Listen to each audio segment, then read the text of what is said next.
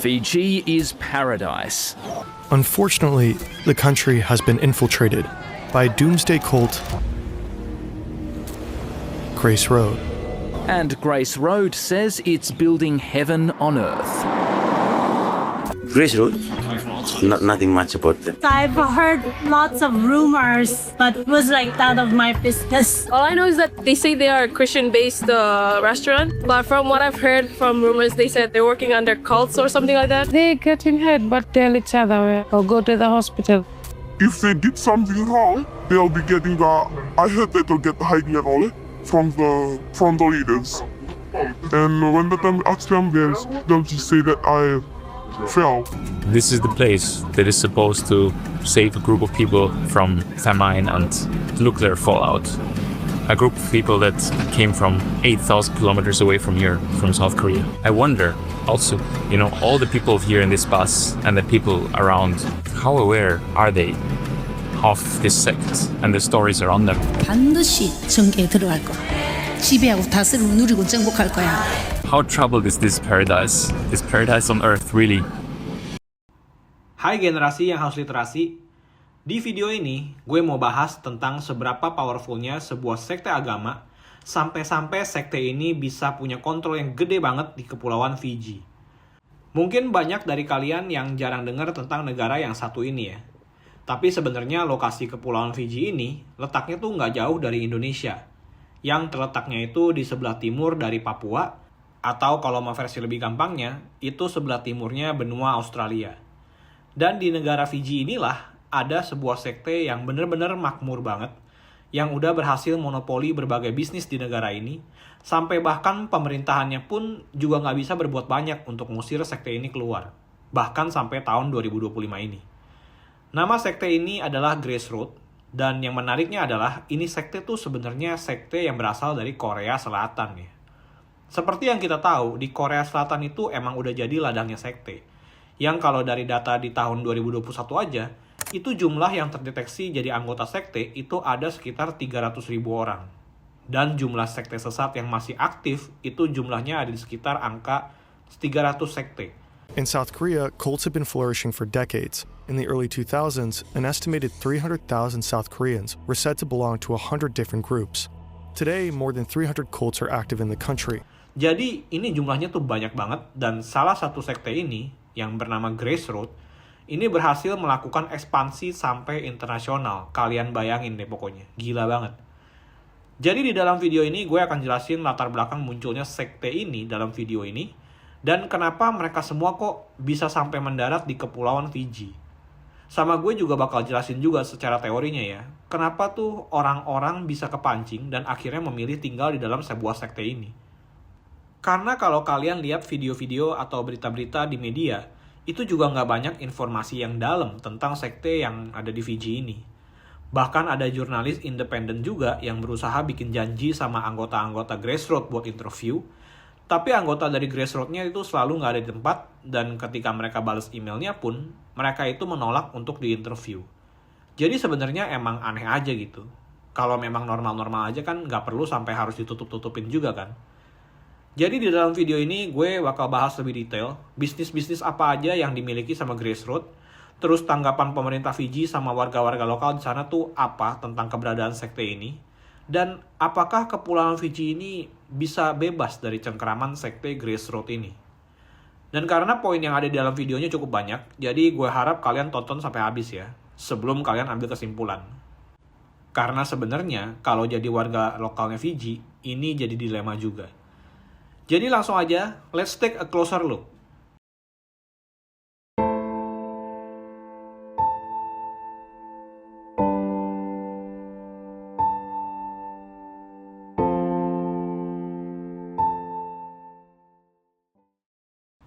Gereja Grace Road, sebuah sekte yang berasal dari Korea Selatan, yang konsep awalnya itu bergerak dari agama Kristen, yang kemudian ayat-ayatnya itu dipakai untuk dijadiin basis buat ngontrol para pengikutnya. Gereja Grace Road ini pada awalnya bergerak di Seoul, di sebuah provinsi yang bernama Gyeonggi. Gereja ini dipimpin sama seorang wanita yang bernama Shin Ok-ju di tahun 2002, yang ngeklaim kalau dia itu katanya lulusan dari sekolah teologi gereja Presbyterian di Seoul.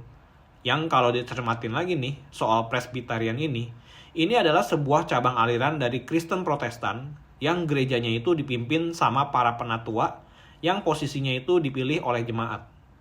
Mungkin kalau di Indonesia itu mirip sama GPBSI, GPRII, atau bahkan Gereja Kristus atau GKI ya.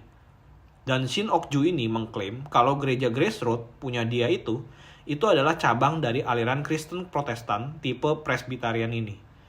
Dia juga ngeklaim kalau dia itu pernah diminta khotbah di kota Philadelphia di Amerika, sama dia juga pernah jadi misionaris di Cina buat nyebarin Injil, sebelum akhirnya memutuskan untuk membangun gereja Grace Road ini di Korea Selatan. Jadi secara background, orang ini tuh sebenarnya udah oke banget, emang udah di build up backgroundnya gitu ya. Dan itu sebabnya banyak orang yang beranggapan kalau ajarannya juga pasti aman-aman aja. Tapi yang menariknya, Komite Gereja Presbyterian di Korea Selatan itu bilang kalau pernyataan Shin Ok-ju itu salah. Dan Shin Ok-ju ini sebenarnya nggak tahu siapa gitu. Mereka nggak tahu. Tapi itu bukan hal yang penting ya buat Shin Ok-ju. Karena gereja Grace Road ini sendiri, pertumbuhannya makin banyak dan makin banyak lagi. Dan ajaran dari gerejanya Shin Ok-ju ini adalah tentang hari kiamat, di mana mereka itu percaya kalau di dunia ini akan terjadi bencana kelaparan yang luar biasa yang disebabkan oleh bencana alam, dan itu sebabnya para pengikut Grace Road ini harus pindah ke tanah perjanjian untuk menghindari hari kiamat ini dan hidup di tanah perjanjian itu bareng-bareng. Mungkin lebih gampangnya analoginya kayak Bahtera Nuh lah. Jadi Nuh itu kan harus buat bahtera untuk menghindari hari kiamatnya yang disebabkan oleh Allah ya. Dan yang dipilih sama Shin Ok-ju jadi tanah perjanjian itu adalah Kepulauan Fiji, yang dianggap sebagai tempat yang paling ideal sebagai tempat kedatangan Tuhan Yesus yang kedua kalinya, dan yang akan menyelamatkan mereka dari krisis itu. Around 2014, Shin's son Daniel Kim takes up the quest to find said promised land. He searches for a place with no winter and a steady warmth between 20 and 30 degrees Celsius. In his pursuit, he allegedly traveled to 60 countries, and eventually his search leads him to Fiji. Gila banget emang ya, ada-ada aja cara untuk nanemin ideologinya. Tapi tentunya bukan cuma pemahaman tentang kepercayaan aja yang sesat, tapi cara ajaran yang diterapin ke jemaatnya itu juga yang benar-benar ngebuat kalau Grace Road ini tuh benar-benar masuk ke dalam kategori sekte sesat ya.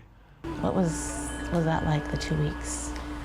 It was weird, not my cup of tea. A lot of wailing, a lot of shouting. She would verbally abuse a lot of people, call them names, awful names, and like what? Like liar, devil, whore, things like that. Which is not normal for a church service, obviously. Jadi di Grace Road ini ada sebuah sistem yang bernama threshing floor, di mana ini adalah sebuah ritual kekerasan yang dilakuin sama Shin Ok-ju ke para pengikutnya. The church goes through this process they call the threshing floor, and that means, they say that people's sins are expiated through beatings, effectively. It's really upsetting violence. In at least 2 cases, cult members with serious health conditions requiring dialysis did not receive the life-saving procedure. 아무도 예를 들어서 김정수 여기 와서 죽은 사람 있지? 김정수 미안합니다. 지옥 갈 사람이었다. 투석 안 한 것이 그 사람 믿음인 거예요. 그리고 건너온 거라. 그토록 원했던 이 장소에 온 거예요. Di sini Shin Ok-ju ngelakuin berbagai kekerasan, kayak bahkan sampai mukul dan nendang para pengikutnya. Dan bahkan yang sampai parah itu, dia juga nyuruh sesama keluarga, kayak orang tua sama anaknya gitu ya, buat saling nyakitin diri, saling nampar, saling mukulin. Gila banget deh pokoknya. Dan tujuannya kenapa harus melakukan kekerasan ini adalah untuk ngebersihin dosa dari masing-masing diri mereka. Jadi Shin Ok-ju ini bilang, karena di dalam semua manusia itu adalah orang berdosa, dan di dalam masing-masing orang itu ada setan, makanya Shin Ok-ju dan para pengikutnya itu harus dipukulin, harus ditamparin, supaya buat menghukum setan di dalam diri mereka itu supaya bertobat. Itu gila sih ya. Tapi gue nggak tahu ya, ini Shin Ok-ju itu kenapa ya bukan yang dipukulin nih? Karena kan dia kan sebenarnya manusia juga. Mungkin argumennya karena dia bilang kalau dia itu bersih dan suci ya, jadi nabi terpilih. Kalau enggak kan ya harusnya dia digebukin juga ya. Dan ini kejadiannya terus berlangsung sampai akhirnya di tahun 2014, Shin Ok-ju bersama dengan anaknya yang bernama Daniel Kim dan sama 400 orang pengikutnya itu terbang ke Kepulauan Fiji buat memenuhi profesi ajarannya tentang tanah perjanjian itu.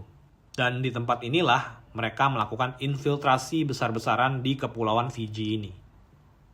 Nah, sekarang sampai sini dulu. Gue pengen bahas abis ini tentang kalau lihat dari teorinya. Kenapa banyak orang-orang yang memilih untuk tetap di dalam sekte ini? Padahal ini kekerasannya bisa sampai membahayakan nyawa. Jawabannya itu karena ada satu hal yang ditawarin sama sekte-sekte ini. Yaitu para sekte-sekte ini memberi perhatian dan kenyamanan kepada jemaat-jemaatnya. Dan sekte-sekte ini berfungsi untuk sebagai komunitas yang mengayomi orang-orang yang lagi emang stres, yang lagi butuh bantuan, dan yang lagi kesepian sama yang lagi butuh temen. Yang nggak bisa di-provide sama circle-circle terdekat mereka. Apalagi kalau ngelihat balik sejak terjadinya perang Korea di tahun 60-an, itu banyak banget yang ngalamin trauma perang. Dan hal ini tuh dimanfaatin sama sekte-sekte ini buat ngambil keuntungan dari para warga lokal Korea saat itu. Karena lagi perang kan mereka semua pada ngalamin trauma ya. Dan mereka nggak tahu harus cerita ke siapa. Dan ada tuh sekte-sekte ini yang berusaha untuk mengayomi mereka. Makanya jumlah sekte di sana tuh banyak banget ya. Nah, tapi kalau ngelihat lagi spesifik ke sekte Grace Road ini, kenapa kok bisa walau para pengikutnya itu tahu dan harusnya ya mereka ngerasa aneh lah ya.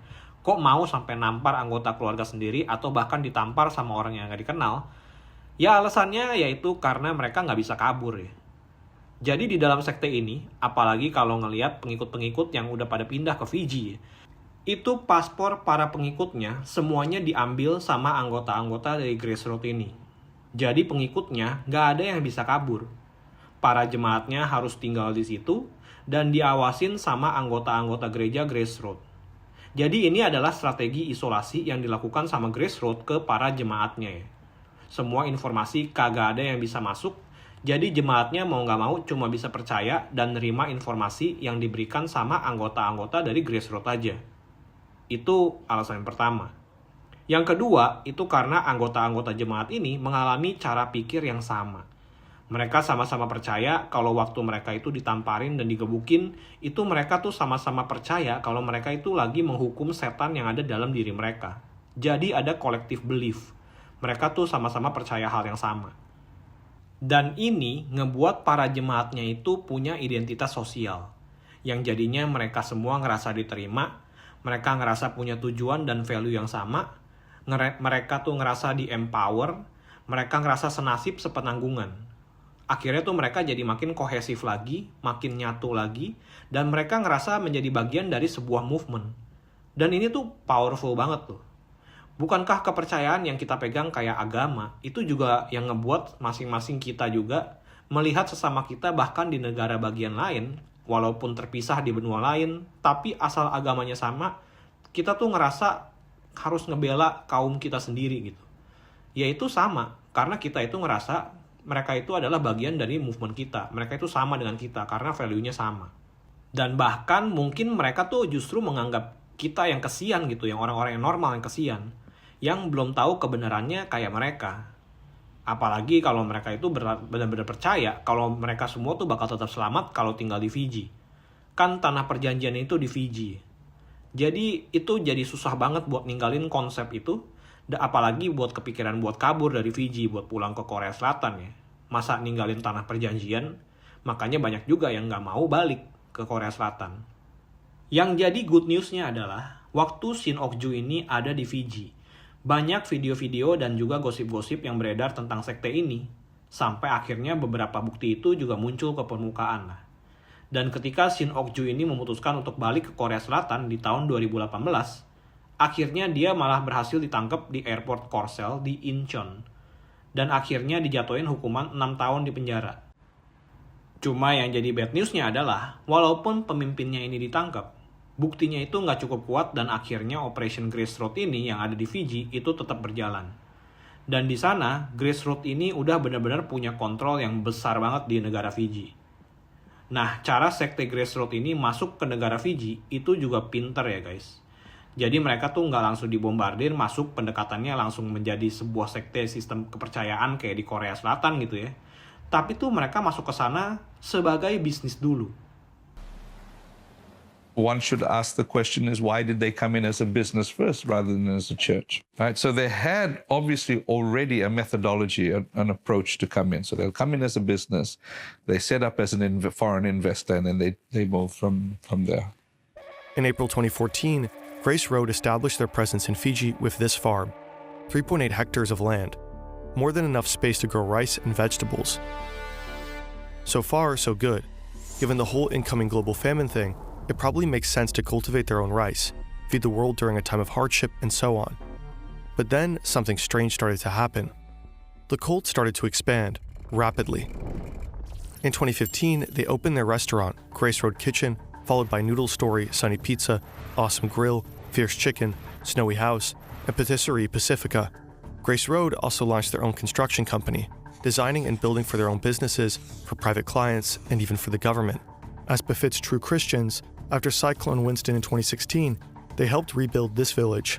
A year later, they were busy refurbishing and extending Prime Minister Bainimarama's house, at a cost to Fijian taxpayers of allegedly around $3 million. In the same year, the group won a business award, presented by Bainimarama. By this point, more than 100 Fijian locals are working for Grace Road, but the majority of employees are Korean, at least 300, and they're far from done. Grace Road opened supermarkets, hardware stores, a dental clinic, shoe stores, and beauty salons. Grace Road launches new ventures and keeps on growing. They expanded from 30-something businesses to 54 in the period following the raids. Grace Road became one of the largest private employers in Fiji at the time. And they keep diversifying. From dental clinics to gas stations, the stations are reportedly run in partnership with ExxonMobil. They are still operating today. Jadi anggota jemaat Grace Road itu juga ada cebelnya ya guys, atau konglonya, yang bisa ngasih modal sampai bisa buat usaha di Fiji. Itu sebabnya kenapa mereka tuh bisa start over bisnis pertanian yang lahannya juga gede di Fiji. Dan ini tuh terus berlanjut ya, gila banget. Dari bikin pertanian sampai akhirnya punya celah buat ngebaye-bayein Perdana Menteri Fiji saat itu dan ngebetulin rumahnya. Dan karena bisnisnya Grace Road ini juga udah banyak banget ya dari segi restoran, konstruksi, bahkan nanti sampai pom bensin, ya akhirnya mereka jadi bisa berhasil monopoli perekonomian negara Fiji. Yang juga akhirnya juga banyak banget mempekerjakan warga lokal di Fiji. Mungkin dari kalian juga banyak yang bertanya-tanya ya, kok bisa bisnisnya ini tuh berjaya banget di Fiji? Emang hasil pertaniannya pada fresh semua? Emang makanan yang ada di restorannya itu enak-enak? Jadinya laku gitu ya, dan jadi bisa gede. Dan jawabannya itu ternyata emang iya ya guys. Makanan yang mereka buat itu enak-enak dan cocok banget di lidahnya warga lokal di Fiji. Jadi kualitas yang di-provide sama mereka juga nggak kaleng-kaleng. I love the food that they have, the menu that they prepare. The pizzas are good. I mean, they have good taste, especially for the pizza. I love the pizza, so... It's a great place to eat. I like their food and coffee. Okay, we're at Olive Tree, and I'm having some carbonara rice cakes. And I have to say, it's really, really good. We are at Patisserie Pacifica and Fierce Chicken, having a coffee. So the coffee is good, I can tell you that. And the rest, I'll tell you a bit later. Jadi, apakah sekte Grace Road ini memang cuma pengen bisnis aja di Fiji? Apakah mereka stop mengajarkan kepercayaan sesatnya? Jawabannya ya tentu tidak ya. Karena ada seorang videografer yang kerjaannya nih sekarang lagi nyelidikin sekte ini di Fiji, yang menemukan kejanggalan yang ada di restoran-restoran Grace Road yang ada di Fiji ini. Di dalam restoran tersebut yang dia kunjungin, di situ tuh banyak pesan-pesan yang ada di dalam piagam, yang di frame gitu ya. Terus ada juga pesan yang tertulis di tembok, dan juga brosur-brosur yang bisa diambil secara gratis di setiap restoran Grace Road di sana, yang ditulis sama Shin Ok-ju sendiri.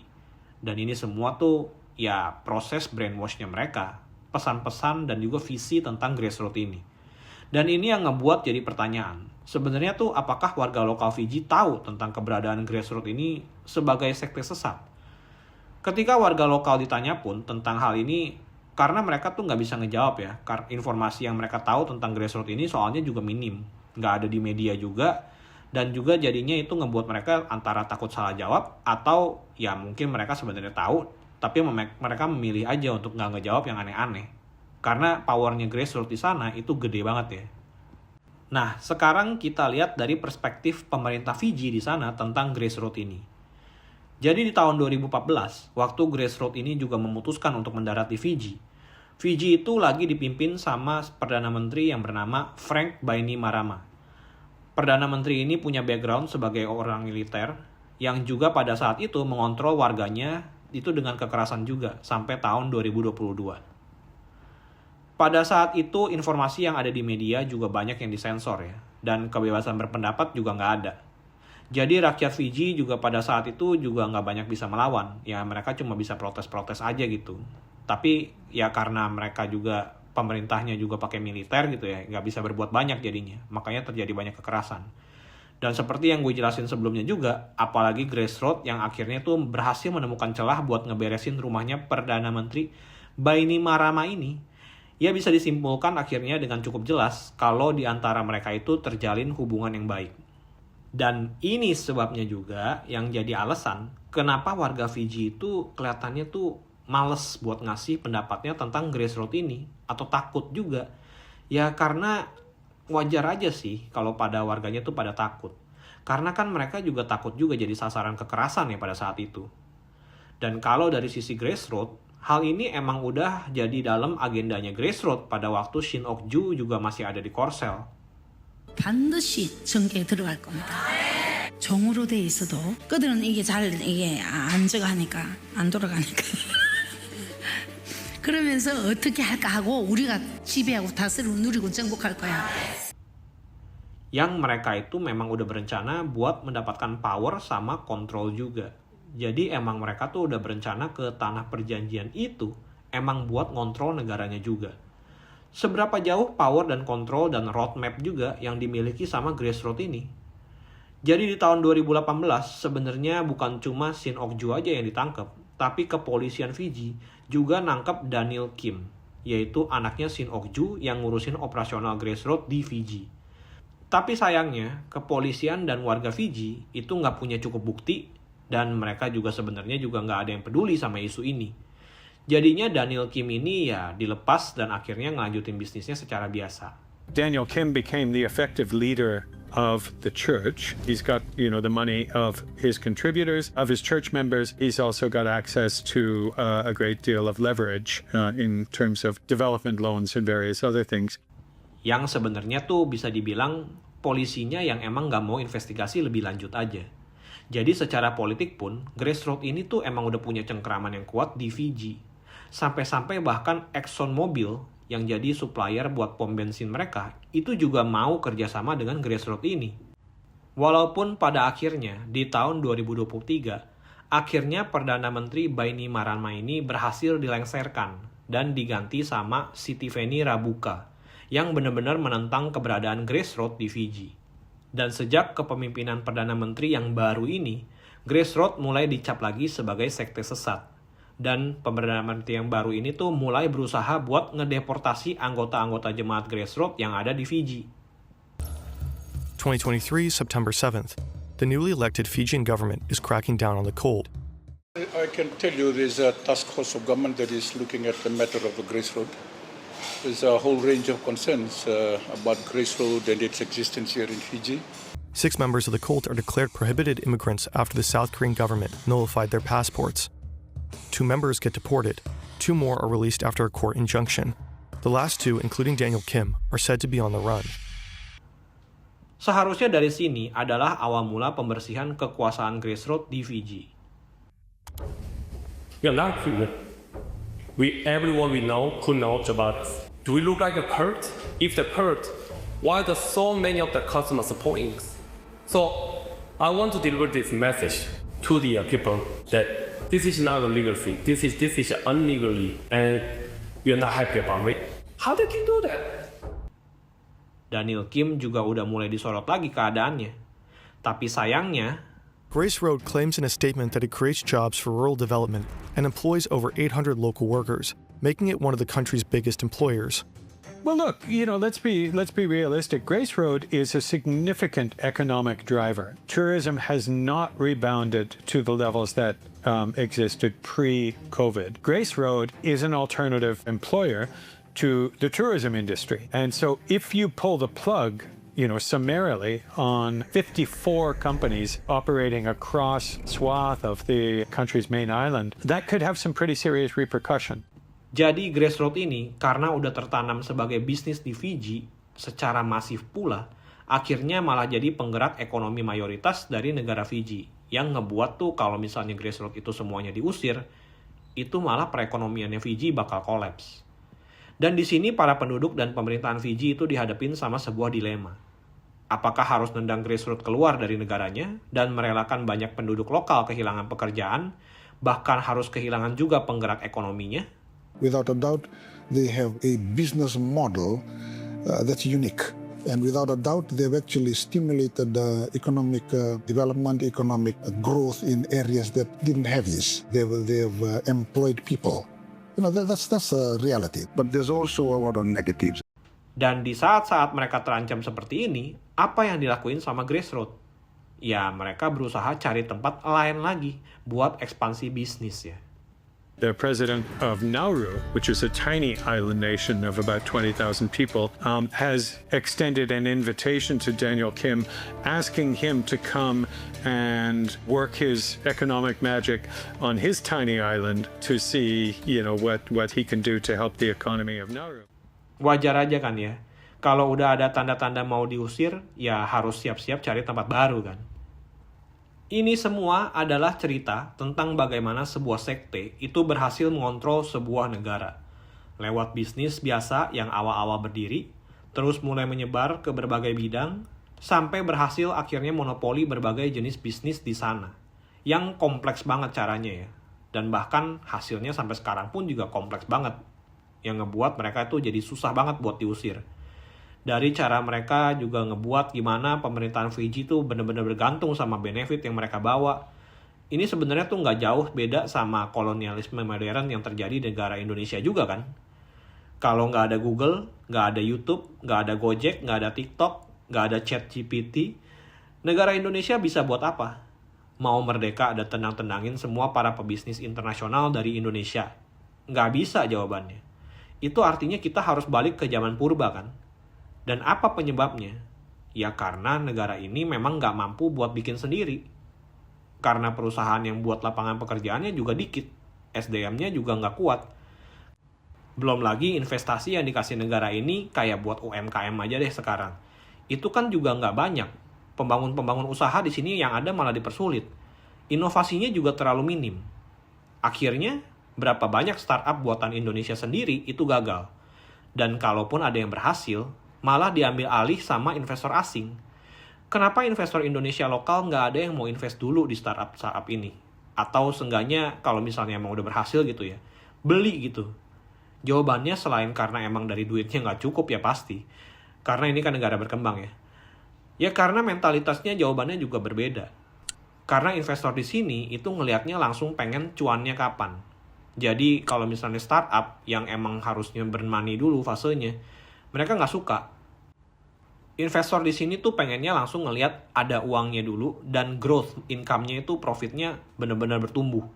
Sedangkan kalau investor asing, mereka itu bisa injek dananya gede-gedean, walaupun mereka burn money ya, terus langsung ngebuat startupnya jadi cepet growth-nya, jadi makin gendut dari segi karyawan, dari segi promosi, makin lama makin gede, dari segi valuasinya juga lama-lama bertumbuh, karena ya mereka benar-benar bisa bakar duit segede itu. Dan akhirnya setelah gede apa yang terjadi? Mereka ngejual langsung ke investor asing lainnya. Karena yang mereka gedein itu adalah brandnya. Investor asing nggak peduli sama kepemilikannya selama mereka cuan. Ya kecuali Indonesia berani beli balik lagi ya. Kayak contohnya Alibaba ngebeli Lazada gitu ya. Tapi dari sini kalian paham ya. Gimana caranya sekte Grace Road ini berhasil ngontrol negara Fiji. Dan sampai sini, gimana tanggapan kalian tentang hal ini? apa yang sebaiknya dilakuin sama pemerintah Fiji. Dan kalau kalian jadi warga lokal Fiji, apa yang kalian lakuin? Silahkan berdiskusi di kolom komentar ya, karena ini menarik pembahasannya. Jangan lupa like, share, dan subscribe juga ke channel ini, dan semoga video ini ngasih value ya buat kalian. Be critical and stay critical.